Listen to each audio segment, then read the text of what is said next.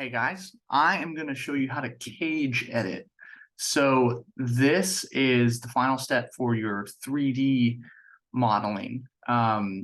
This just makes it a little easier to start messing with textures and your views and such. So what happens is you want to take everything, unlock all your layers, and make a copy of it that you're going to start messing around with, right? So I just did ZSA over this, ZSA. And that gives me all of my fun windows. And so my camera is currently set to the old model that's over here, that camera view. So if you want to set that camera view up, you can. But really what I'm going to do is I'm going to take the frame that we made, this line work frame of our perspective box, because when you orbit, you see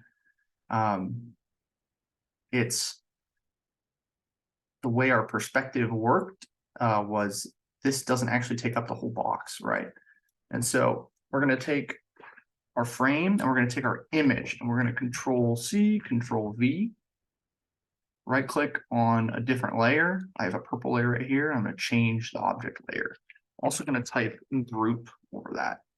And then I'm going to lock and hide our green layer and our white layer. So what are we going to do with this? We have this frame and we have our model that we've made. What I'm going to do is I'm going to select our group we just made. I'm going to type move. I'm going to grab this corner down here that represents the bottom of our frame. I'm going to line it up with this interior corner in here. So as you can see, this is far larger than the model we have. The actual size of your models does not matter as you're not building them physically, but we want you to keep with the 1:85:1 aspect ratio. This is very popular in filmmaking and it's in the brief. If you use a calculator, you'll find the actual ratio of that is, I believe, 1670 to 1000 is the true ratio of what that square would be.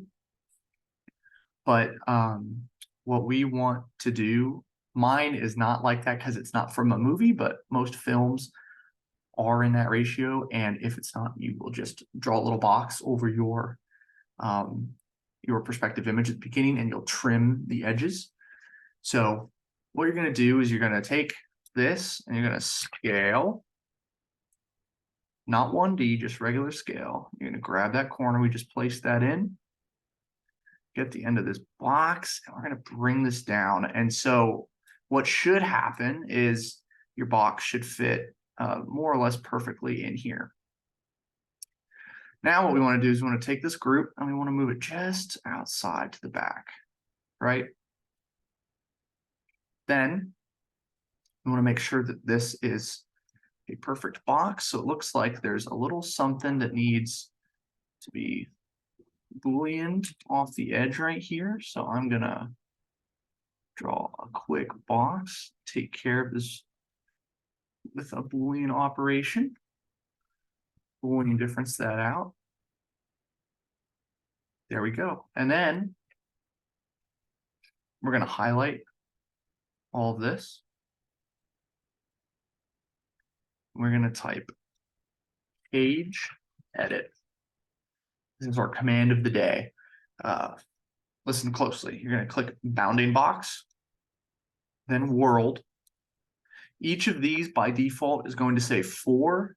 You're going to click on it and type 2, and then hit enter, click type 2, hit enter, and click type 2, hit enter. Hit enter again. Hit enter again. All of a sudden, these 8 dots are going to appear on the corners of this box, right?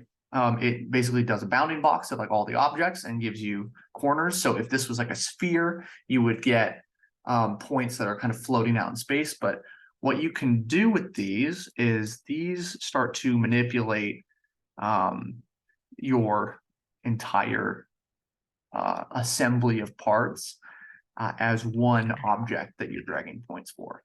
So how are we going to use this?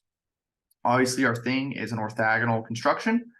as opposed to our camera view. When we go and look at our original one in the camera view, this is, oh, I've already edited this one. But basically that's what our original view was looking like as we did it in camera view. But when we go into front view, we see that this isn't the same at all. This is just like a perfect square and everything. So what we are going to do is we're going to take these back points,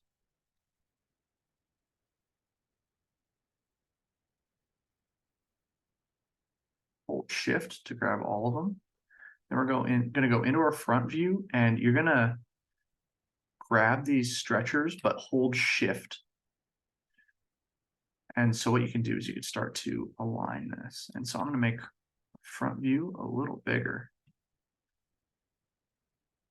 And so this is just making that perspective work in our front view. And so you can drag this. Some of you, if your point is right in the middle, you won't really have to move it around. But for me, my point is a little higher up, and I can start to adjust this as needed. So we want my hole, the way I drew it was the frame is a part of the wall. So mine looks a little something more like this. And I think that is pretty good. And so this looks really great. And you may wonder what is so different about this as opposed to what we had in the other view. And what happens is when you go into your perspective, right? If I make this a perspective view, we have taken our box and we have adjusted it. So in our normal space, it reads as this perspectival, even in our orthogonal viewports. And so this you can start to apply textures to, renderings, and when we bring this into twin motion and V-Ray, it will allow us to do some fun lighting and shading techniques. So really that's it. That's how you cage edit. You can use this on any objects. It's a really helpful tool for studio as well. And when you get these digitally, you're going to have a few iterations of these. We can start to look at them and pick them apart. So yeah, let me know if you have any questions, and I will see you guys around.